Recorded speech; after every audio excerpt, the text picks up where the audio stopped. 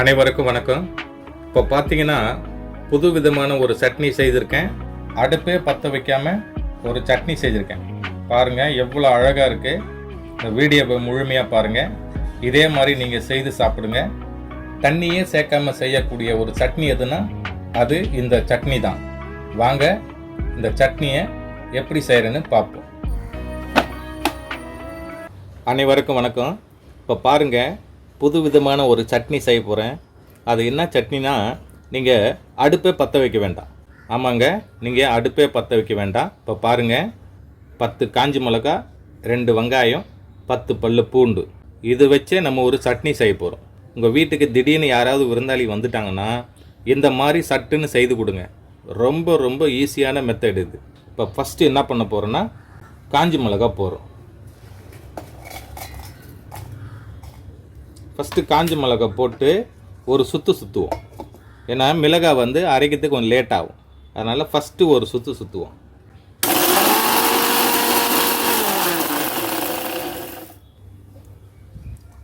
அதுக்கப்புறம் கட் பண்ணி வச்ச 2 வெங்காயம். நீங்கள் எப்படி வேணா கட் பண்ணி வச்சுக்கலாம். சின்ன பீஸாக கட் பண்ணி வச்சுக்கலாம், இல்லை பெரிய துண்டாக கூட கட் பண்ணி வச்சுக்கலாம். ஏன்னா நம்ம மிக்சியில் போட்டு அரைக்க போகிறோம். இப்போ வெங்காயத்தை அரைப்போம்.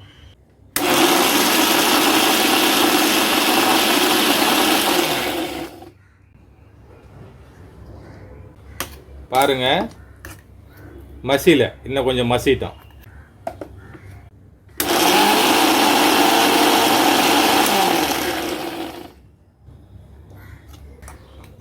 இப்போ மேக்சிமம் மசிந்துச்சுங்க.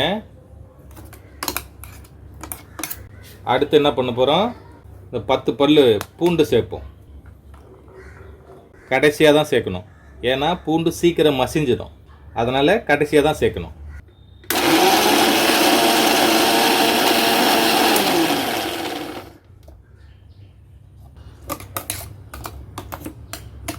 பூண்டு அங்கேயும் இங்கேயும் ஒன்று இருக்குது, அதையும் சேர்த்து நம்ம மறுபடியும் ஒரு சுற்றுவோம்.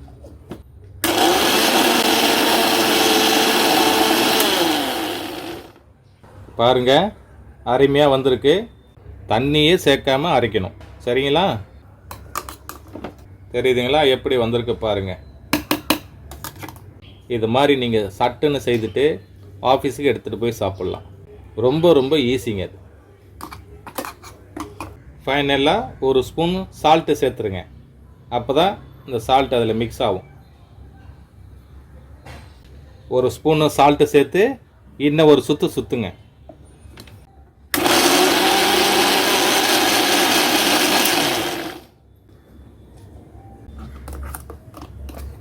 அவ்வளோதாங்க, பிரமாதமாக வந்திருக்கு. திடீர்னு உங்கள் வீட்டுக்கு யாராவது விருந்தாளி வந்துட்டாங்கன்னா இந்த மாதிரி சட்னி வச்சு உடனே கொடுங்க. இட்லிக்கு, தோசைக்கு அதெல்லாம் அருமையாக இருக்கும். அடுப்பே பற்ற வைக்காத சட்னி எதுனா இந்த சட்னி தாங்க. இந்த சட்னியை யார் வேணால் செய்யலாம். பேச்சுலருக்கெல்லாம் பார்த்தீங்கன்னா இந்த சட்னியை வந்து சட்டுன்னு செய்து ஆஃபீஸுக்கும் நீங்கள் வந்து எடுத்து போய் சாப்பிட்லாம்.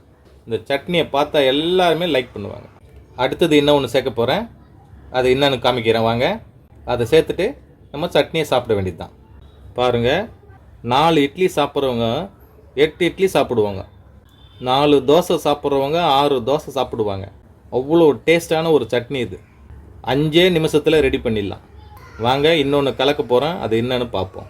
இப்போ பாருங்கள், சட்னி எவ்வளோ அழகாக வந்திருக்கு பாருங்கள். தண்ணியே சேர்க்கக்கூடாது. சரிங்களா?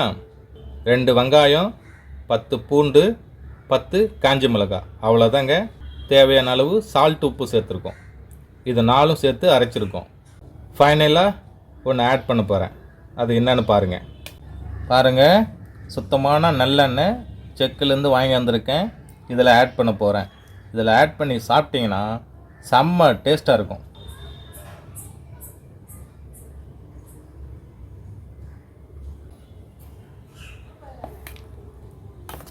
பாருங்கள், கலரே இவ்வளோ அழகாக இருக்குது பாருங்கள். சும்மா அப்படியே தக்கான்னு இருக்குது பாருங்கள்.